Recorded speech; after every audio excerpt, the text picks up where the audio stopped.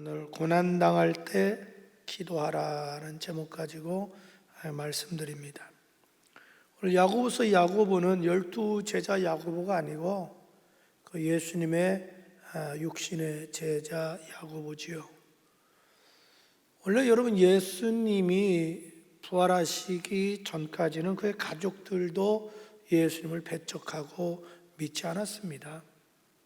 그래서 예수님이 이제 부활한 이후에 예수님을 믿게 되고 따르게 되지요. 근데 많은 예수님의 형제들 중에 이 야고보가 좀 독특한 분이었던 것 같아요. 사도행전 15장에 보면 예루살렘 교회가 최초로 회의를 하게 될 때에 예루살렘 교회의 책임자가 바로 이 야고보였습니다. 그 이후에 야고보는 무엇보다도 아주 기도하는 사람으로 유명합니다. 그 야고보의 별명이 낙타무릎입니다. 얼마나 무릎 꿇고 기도를 많이 해서 무릎에 공이가 박혔는지 이 야고보의 별명이 낙타무릎입니다. 그 정도로 기도의 사람이라는 거죠. 오늘 특별히 본문은 우리에게 고난당할 때 어떻게 해야 되느냐, 기도하라, 이렇게 얘기하고 있습니다. 다시 말해서 고난은 우리가 하나님께 기도하라는 사인이라는 거지요. 고난당할 때 기도하는 사람이라면 그건 참 지혜로운 사람이고 믿음의 사람이다마는 고난당할 때 오히려 주님 앞에 멀어진다면 그건 어리석은 사람이고 그 사람은 믿음의 사람은 아니지요. 사람의 신앙과 인격은 어떤 일을 만나봐야 알지 평소에 모릅니다. 아마 이 코로나는 고난 때문에 두 가지 반응이 있을 겁니다. 어떤 사람은 교회에 나오지 않으니까 처음에는 아우 편하고 좋다. 아이고, 누가 뭐 코로나 핑계대고 교회 안 나가도 뭐라고 사람도 없고 뭐 주님도 이해해 주겠지, 뭐 이렇게 생각하다가 이것이 2주가 가고 3주가 가고 4주가 가면 막 불편한 거예요. 마음이 도저히 이래가지고 내가 안 되겠다, 마음이 너무 불편한 거야. 아우, 난 정말 이래서는 안 돼, 이러다가 내 신앙 무너지겠다, 큰일 나겠다. 그래서 막 본인이 교회 나오고 싶어요. 그 사람은 정말 주님 사랑하는 사람이에요. 다윗처럼 정말 주님 은혜를 사모하는 사람이에요. 그런데 계속해서 잘됐다, 이렇게 편하고 좋을 수가 없다, 이것이 벌써 3주 4주 갔다면 심각한 문제입니다. 완전 요나처럼 바닥에 내려갔다든지 아니면 거듭나지 못한 교인이든지 둘 중 하나입니다. 틀림없이 그런 현상이 일어날 겁니다. 아마 이번 기회에 한국교회가 한 번쯤 정리가 될 겁니다. 알곡과 축정이로. 그동안에 누가 알곡인지 축정인지 몰랐던 것들이 이런 코로나 때문에 확연히 드러날 겁니다. 그래서 한국교회가 재정립이 될 겁니다. 그러면서 이제 한국교회도 여러 가지를 대비를 해야 될 겁니다. 앞으로 코로나보다 더한 것들이 생기면 생기지 안 생길 수가 없습니다. 왜냐하면 성경에 이 말세에 대해서 얘기할 때, 누가복음에 보면 이제 말세에 대해서 얘기할 때 온역이 전염병이 창궐하게 될 거다. 그리고 마지막 때가 되면 디모데후서 3장에 보면 사람이 무정해지고 무자비해지고 윤리 도덕이 다 무너지고 질서가 무너진 게 나옵니다. 아마 이런 현상들이 계속 일어나기 때문에 여기에 대해서 한국교회가 지금부터 미리 대비하지 않으면 마치 지금 우리가 그 4차 산업혁명, 이제는 AI를 뛰어넘는 시대로 오고 있지 않아요? 이걸 대비하지 못하면 기업이 무너지듯이 한국교회도 많이 무너질 거다. 그래서 앞으로 이런 일을 어떻게 대처할 거냐, 교회 장로님들, 목회자들 고민 많이 해야 됩니다. 어떻게 되겠지? 가장 위험한 것이 어떻게 되겠지? 뭐 기도하면 하나님 어떻게 해주겠지? 아니요. 요셉처럼, 다니엘처럼 하나님 의지하는 건 절대적이겠지만 하나님 내가 실력을 키우고 예측 가능한 걸 대비해야 됩니다. 요셉처럼, 다니엘처럼. 그게 지혜로운 사람이지. 그때 탁 당하면 뭐가 되겠지? 그거는 그렇지 않습니다. 그래서 많은 교회마다 앞으로 부흥을 위한 그 각 항목별 콘텐츠를 개발하지 않으면 위기가 올 겁니다. 지금 이 고난 앞에 한마디로 얘기해서 야고보는 기도하라 이렇게 얘기합니다. 그럼 첫째로 어떻게 기도해야 될까? 기도를 어떻게 해야 되냐? 아주 구체적으로 알려주는데 먼저 자신이 먼저 기도하라. 자, 13절 볼까요?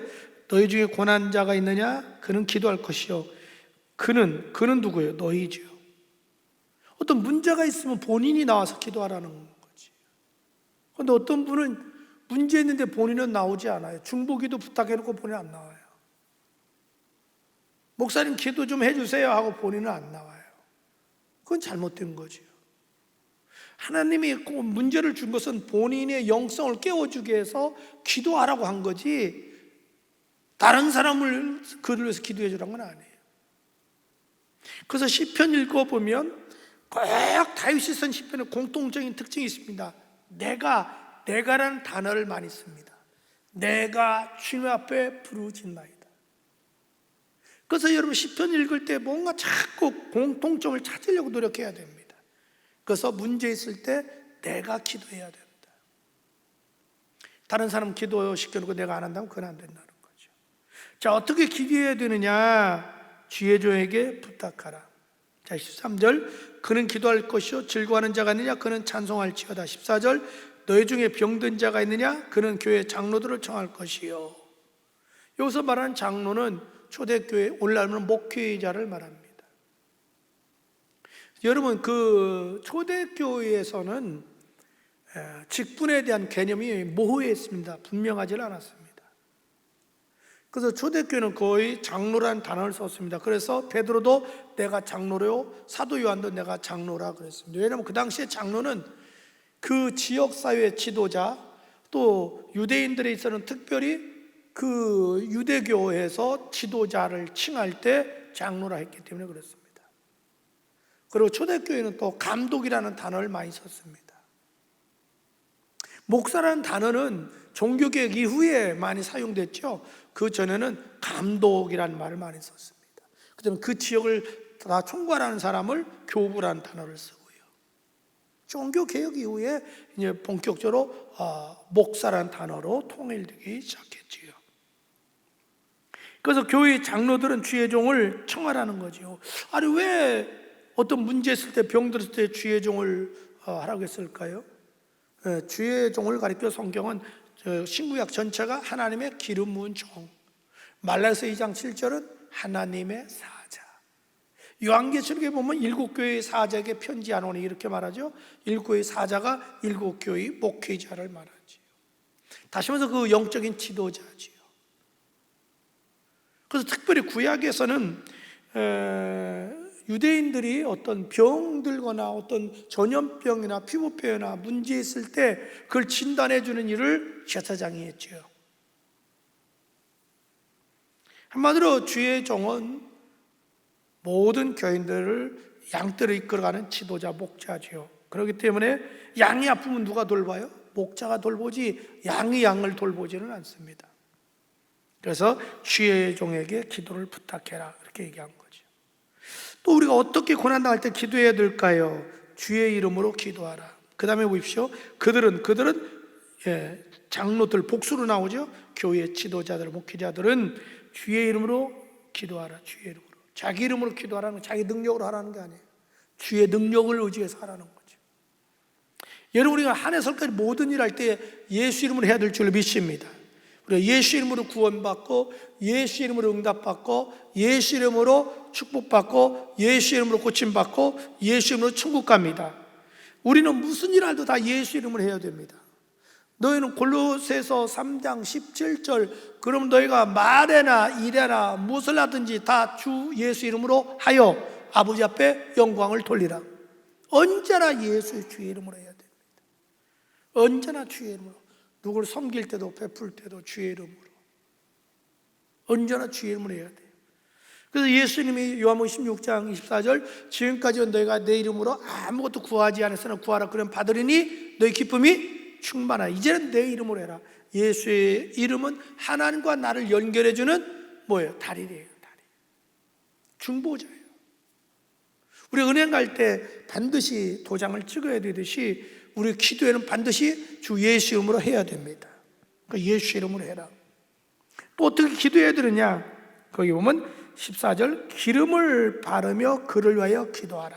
기름을 바르며 기도하라. 여기 기름 바르라는 것은 여러 가지 의미가 있습니다. 정말 기름을 발라야 됩니다. 실제적으로 여러분 누가복음에도 보면 또 환자가 있을 때 기름을 바르고 기도했습니다. 유대인들은 실제 그랬어요. 환자가 있으면 언제나 기름을 발라서, 초대교회 역사를 보면 언제나 환자들이 오면 기름이 준비되어 있었습니다. 그래서 정말 손에 기름을 바르든지 아니면 머리에다 기름을 바르고 기도했습니다. 실제로. 그리고 실제적으로 유대 사회에서는 이 기름이 상처 났을 때 치료제였습니다. 올리브유가. 그래서 기름을 바르는 것에 진짜 기름을 바르고 기도하라. 그래서 한국에도 초대교회 역사를 보면 우리 많은 믿음의 선배 목사님들이 실제적으로 병에다 기름을 가지고 다니면서 했습니다. 지금까지 환자가 있을 때 기름을 바르고 실제 이렇게 하신 분이 있었습니다. 지금은 원로가 됐지만 서울의 광림교회 김선도 목사님은요 그대로 이걸 믿었습니다. 그분은 그래서 언제나 기름병을 가지고 다녔어요. 그래서 정말 환자였을 때 기름을 바르고 기도해 주는 거예요. 성경 그대로 믿는 거죠. 그런데 왜냐하면 이것이 구약에 많이 행해졌습니다. 실제로 초대교회도 행해졌고, 그 기름을 바르는 것은 그렇게 진짜 기름을 바르는 의미도 있고, 또 다른 넓혀서 생각하면 의술을 인정하라는 거죠. 의술을 인정하라는, 기름 바르는 것은. 왜? 의술도 주님이 주신 거잖아요. 우리가 극단적인 신앙이 되어서는 안 됩니다. 지금 이단이 됐습니다만 그 베리아의 김기동 목사는 모든 걸 다 귀신으로 얘기합니다. 모든 게 귀신이 역사를 몰고 간다면 이건 심각한 문제. 그러면 교통사고를 할 때 귀신 대주시면 되지 뭐하러 병원에 가요? 그러니까 본인이 딱 간경화가 되니까 병원에 가서 치료받았단 말이에요. 그 뭐라냐면 귀신이 나가면 흔적이 남는데요. 흔적을 치료하는 것이 의술이래. 이렇게 궤변을 들어놓는단 말이죠. 아니에요, 여러분. 그래서 의술을 우리 부인해서는 안 됩니다. 약을 부인해서는 안 된다는 거죠. 근데 중요한 게 있어요. 어떤 의술을 하든 약을 하든 기도하면서 예수 이름으로 사용해라. 아멘? 그게 중요한 거예요. 그 다음에 기름은 성령의 능력을 의미합니다. 성령의 능력. 언제나 성경의 기름은 성령을 의지합니다. 그러니까 성령을 너 의지해서 기도해라. 그래서 우리가 요한일서 2장 27절에 보면 너희는 누구에게 배울 필요가 없다. 기름 부은 자 받으냐. 기름 부은 자가 너희를 가르쳐줄 생각이 있는데, 기름 부은 자가 뭐예요? 성령이죠. 그 다음에 이 기름이라는 의미는 안수를 의미합니다. 언제나 성경에 보면 안수 얘기가 많이 나옵니다. 그래서 바울은 환자를 고칠 때, 성령을 받게 할 때, 환자를 고칠 때, 성령을 받게 할 때 안수했지요. 심지어 디모데에게도 내가 널 보기를 원하면 내가 널 안수함으로 내가 안수할 때 처음에 받았던 은사를 다시 불릴듯이 내가 일어나가기를 원한다. 이렇게 얘기합니다. 그래서 기름을 바르는 것은 아주 다양한 의미를 내포하고 있다. 또 어떻게 기도해야 될까요? 믿음으로 기도하라. 15절 봅시다. 믿음의 기도는 병든 자를 구원하리니 주께서 그를 일으키시리라. 믿음으로 기도하라는 거죠. 다시 말해서 내가 기도하면 하나님은 들어주신다. 하나님은 내 병을 고칠 수 있는 분이다. 그렇죠? 믿음으로 기도하는 거죠. 오직 믿음으로 하고 조금 더 의심하지 말라. 자, 어떻게 또 기도해야 될까요? 회개하며 기도하라. 자, 15절. 믿음의 기도는 병든 자를 구원하리니 주께서 그를 일으키시라. 혹시 죄를 범했을지라도 사심을 받으리라. 16절. 그러므로 너희 죄를 서로 고백하며. 회개하면서 너 기도하라는 거죠. 여러분, 모든 고난이, 모든 질병이 죄 때문에 오는 것은 아닙니다. 질병이 오는 것도, 고난이 오는 것도 다양합니다. 그래서 우리가 신앙이 극단적으로 가서는 안 됩니다. 그러나 죄 때문에 올 확률이 언제나 있다는 거죠. 그래서 고난이 왔을 때, 문제 있을 때 먼저 자신을 살피는 게 중요하다는 거죠. 혹시 내가 주님 앞에 잘못해서 이런 일 온 건 없을까? 주님, 혹시 내가 잘못해서 고난이 왔나? 내가 잘못해서 질병이 왔나? 나를 살펴보게 하여 주옵소서. 그래서 성령님이 내게 감동 주고 깨달음을 줄 수 있어요. 그때 어떻게 되느냐? 회개하라. 왜냐하면 이사야 66장 18절에 보면 너희가 마음에 죄악을 품고 있으면 주께서 듣지 아니한다, 이렇게 말합니다. 이사야 59장 2절에 여호와의 손이 짧아 구원치 못함도 아니고 귀가 둔하여 듣지 못함이 아니라 너희 죄악이 하나님과 우리 사이를 갈라놨다, 즉 단절시켰다, 두절시켰다. 아무리 여러분 태양이 내리쬐도 구름이 끼어 있으면 우리가 태양을 볼 수 없듯이 죄는 끼어 있으면 주님을 볼 수 있고 만날 수 없다. 그러니까 회개는 뭐냐면 주님과 나 사이의 관계를 회복하는 거예요. 관계 개선 작업하는 거예요. 회개는 쉽게 얘기하면 쓰레기를 치우는 작업이에요. 설거지하는 작업이에요. 설거지 깨끗하게. 회개에서 잘못되는 건 하나도 없습니다. 회개에서 망하는 것도 없습니다. 그 다음에 어떻게 기도해야 될까요? 17절 이렇게 봅시다. 그러므로 너희 죄를 서로 고백하며 병 낫기를 위하여 뭐라 그래요? 서로 기도하라. 서로 기도하라. 이게 뭐예요? 중보기도, 합심기도라는 거죠.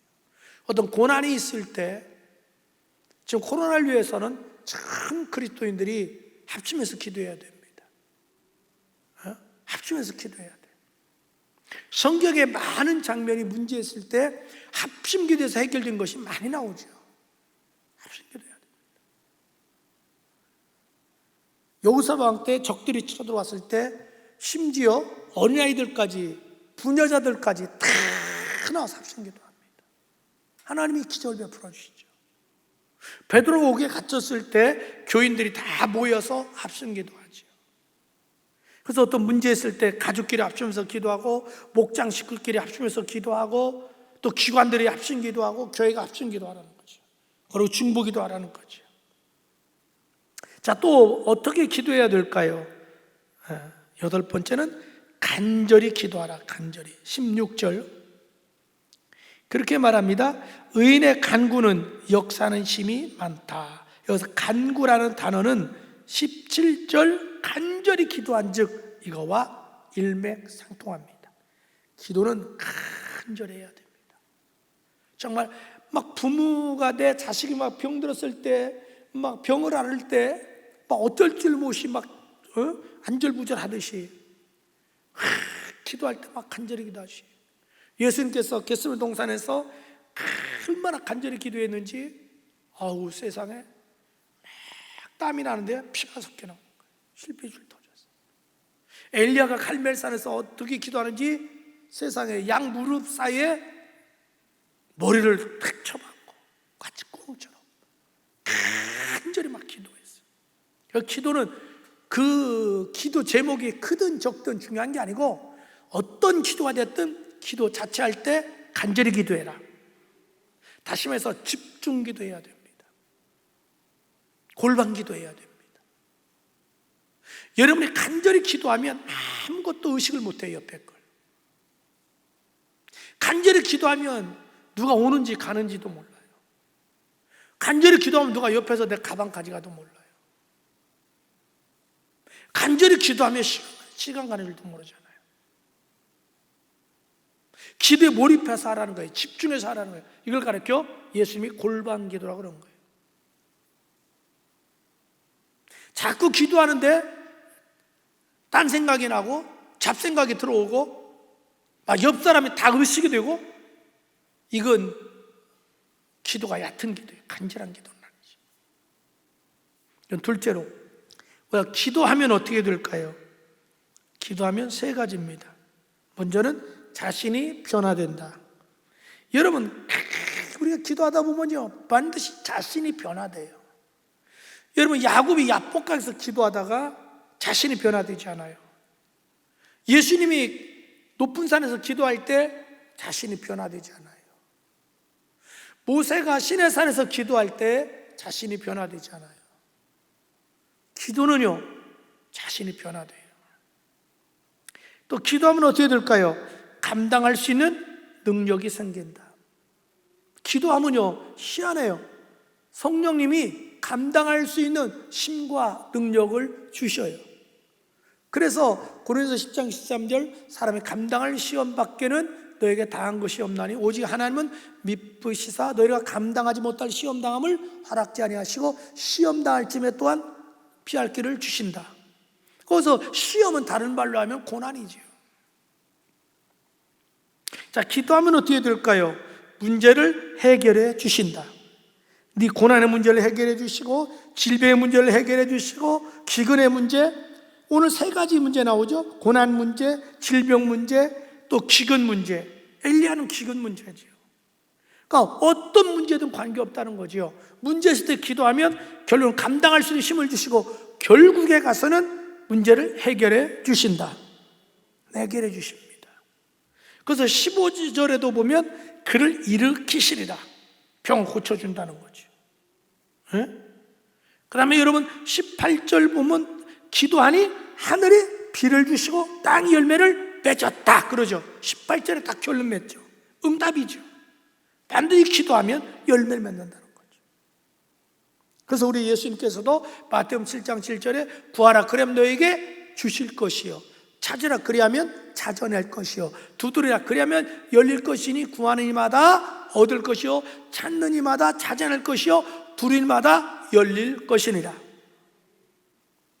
누가 자식이 떡을 달라는데 돌멩이를 주며 생선을 달라는데 전갈을 주겠느냐?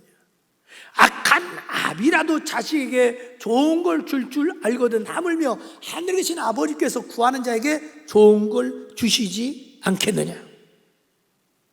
중요한 것은 기도입니다.